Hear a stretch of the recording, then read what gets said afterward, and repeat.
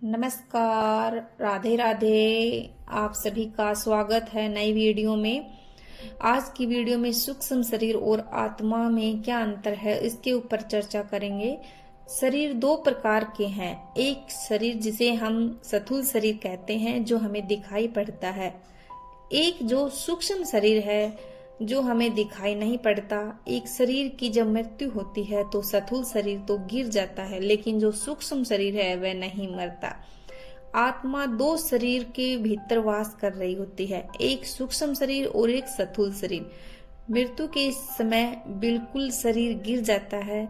यह जो मिट्टी पानी से बना हुआ शरीर, हड्डी मांस से बनी देह है, यह गिर जाती है।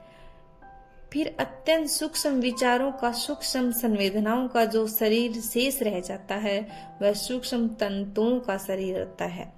तंतुओं से घिरा हुआ शरीर आत्मा के साथ फिर यात्रा शुरू करता है और नया जन्म फिर नए स्थूल शरीर में प्रवेश करता है। जब किसी औरत के पेट में बच्चा होता है तो उसका मतलब है नई आत्मा का प्रवेश होना और उसका अर्थ है सूक्ष्म शरीर का प्रवेश होना। लेकिन जब परम मृत्यु होती है जिसे हम मोक्ष कहते हैं और उसे परम मृत्यु के समय स्थूल शरीर के साथ ही सूक्ष्म शरीर भी गिर जाता है। यानी कि जिसको मोक्ष मिलना होता है उसका ही सूक्ष्म शरीर गिर पाता है। फिर उस आत्मा का कोई जन्म नहीं होता है। फिर वह आत्मा विराट में लीन हो जाती है, यानी कि ब्रह्मांड में लीन हो जाती है। वह जो विराट में लीनता है वह एक ही है जैसे एक बूंद सागर में गिर जाती है।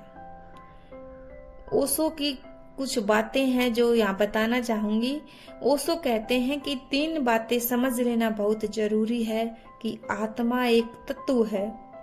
उसे आत्मा के तत्व के संबंध में आकर 2 तरह के शरीर सक्रिय होते हैं, एक सूक्ष्म तो शरीर, एक स्थूल शरीर।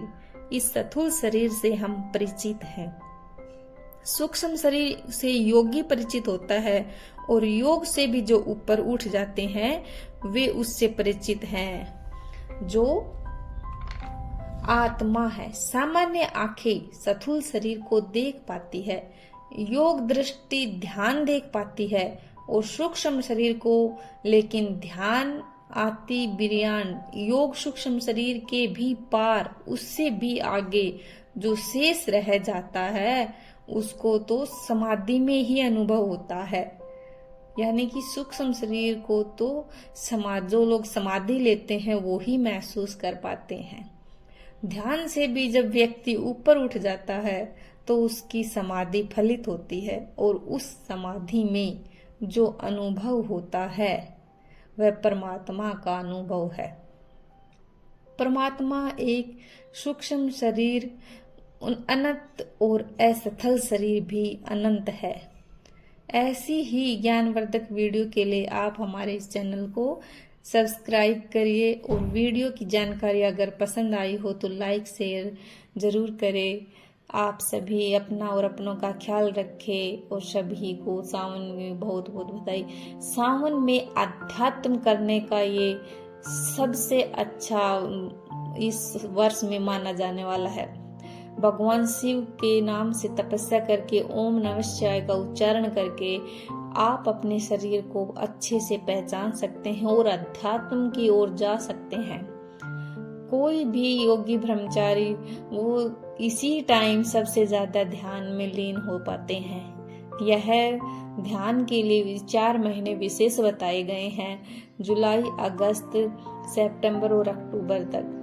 वो कहा जाता है कि जो भी व्यक्ति मेडिटेशन और अपने जो ध्यान योगी रहते हैं वो इसी में अपने बढ़ोतरी करते हैं। इससे उनका सूक्ष्म शरीर और अधिक सूक्ष्मता से चीजों को समझने लगता है और उनमें पॉजिटिव एनर्जी आने लगती है। ओम का उच्चारण अधिक से अधिक करें और शिव भगवान की तपस्या में भी लीन रहे। कहते हैं कि ओम नमः शिवाय का अर्थ होता है कि शिव भगवान को ये कहना कि मैं अपने आप को आपके प्रति समर्पित करता हूँ। इससे मन में पॉजिटिवता होती है, साथ में भगवान के प्रति भक्ति और ब्रह्मांड के प्रति भी समर्पित हो रहता है।